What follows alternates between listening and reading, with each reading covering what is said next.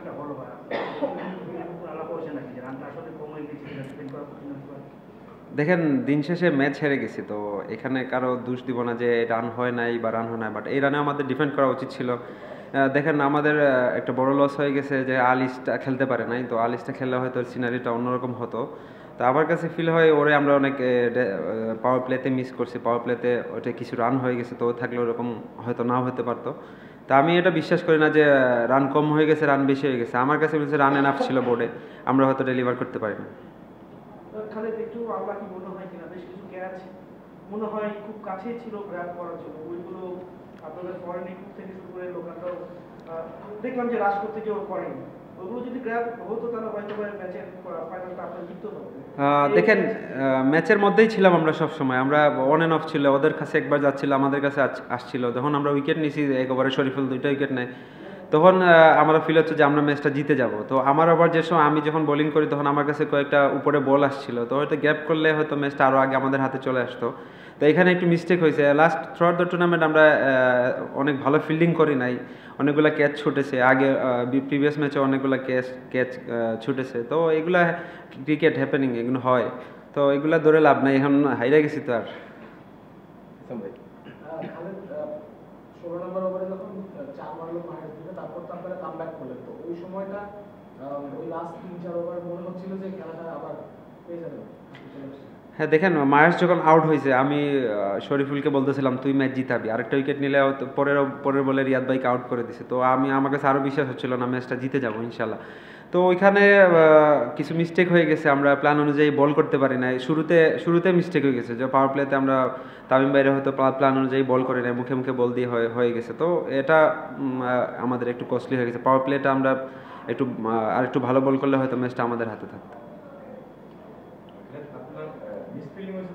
সাথে হচ্ছে শারীরিক ভাষাটা মনে হচ্ছে একটু এলোমেলো মনে হচ্ছিল সবসময়ের জন্য, আপনি একটা না আপনারা কি ম্যাচ ছিলেন যে ম্যাচ আসছে কিন্তু তারপরেও ছেড়ে দিচ্ছেন? না দেখেন আমি এক মুহূর্তের জন্য শারীরিক ভাষা চেঞ্জ করে নাই, আমার ওই বলটা অনেক জুড়ে চলে আসছিলো, হয়তো আমি ধরতে পারতাম, কিন্তু আমি যেরকম গেছিলাম স্লো আসবে, বাট ওরকম স্লো আসে নাই, অনেক জুড়ে আসছিলো। তো বাট আমাদের থ্রু আউট দ্য টুর্নামেন্ট আমরা দেখেন আমরা কিন্তু কাগজে কলমে এত বড় টিম ছিলাম না, তো এই পর্যন্ত আসছি একমাত্র আমাদের টিম বন্ডিংয়ের কারণে। আমাদের যারা লোকাল প্লেয়ার ছিল ওরা সামনে থেকে নেতৃত্ব দিছে বা সামনে থেকে রান করছে, প্লাস আমাদের বোলিং ইউনিটটা অনেক ভালো ছিল, এই জন্য এই জায়গায় আসতে পারছি।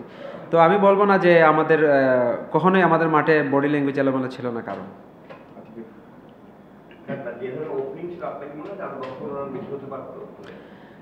আপনার ওই ভাই আগে কোয়েশ্চেন করছিল, আমি বলছিলাম 10-15 বেশি হতে পারতো, বাট ওনারা ভালো বল করছে।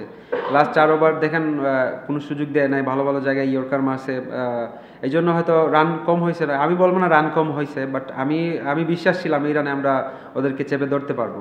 হয়তো আমাদের একটা বলার শট ছিল, ওই জায়গায় যদি আলিস থাকতো, আমি বলছিলাম আলিস থাকলে হয়তো সিনারিওটা অন্যরকম হতে পারতো।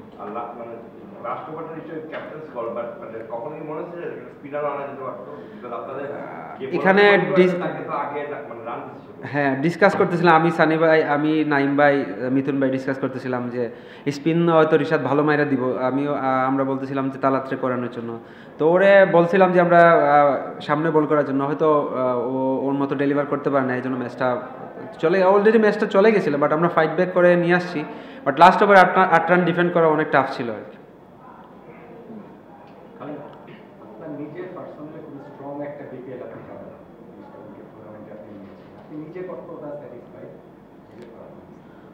স্যাটিসফাইড এটা বলবো না, যদি চ্যাম্পিয়ন হতে পারতাম স্যাটিসফাইড হতাম। তো আমার চেষ্টা ছিল যে নিজেকে কিভাবে একটা বিপিএলে মেলে ধরা যায়, এখানে আমাকে কোচ হেল্প করছে, সন্টেট ছিল এখানে, ওনারা হেল্প করছে। আমার কাছে ফিল হয়েছে যে না আমি ফ্রিলি বিপিএলটা খেলতে পারছি, আমি যখন যা চাইছি ক্যাপ্টেন আমাকে হেল্প করছে, তো আমার কাছে ফিল হয়েছে যে না এই বিপিএলটা আমার one of the best BPL আর কি। আপনি যেটা বললেন যে কাগজে দলে হয়ে আপনারা ওরকম টিম ছিলেন না, আমি ইকবালও এরকম বলেছি, আপনারা মানে এইভাবে আপনারা ফাইনালে আসবেন বা এইরকম পারফরমেন্স করবেন এটা আনএক্সপেক্টেড। তো তারপরে আপনারা যেটা অ্যাচিভ করেছেন এইটা নিয়ে আপনাদের মানে গর্ব করার মতো, যদি ফাইনাল হেরেছেন ওই ব্যাপারটা কাজ করছে কিনা যে আমরা অনেক কিছু। হ্যাঁ দেখেন ড্রেসিং রুমে সবাই কোচ বলেন, আমরা টিম ম্যানেজমেন্ট প্লেয়ার সবাই বলতেছে আমরা এই পর্যন্ত আসি, আমাদের গর্ব করা উচিত। তো আমি পার্সোনালি ফিল করি যে এক নম্বর সবসময় মানুষ মনে রাখে, রানার্স আপ কে হয়েছে এই সময় মনে রাখে না। তো আমি পার্সোনালি এটা আমার কাছে খারাপই লাগতেছে যে আমি চ্যাম্পিয়ন হতে পারতাম, এত রান ছিল বোর্ডে, হয়তো আমরা আরেকটু ভালোভাবে যদি চেপে ধরতে পারতাম তাহলে জিততে পারতাম আর কি। Thank you. Thank you. Thank you.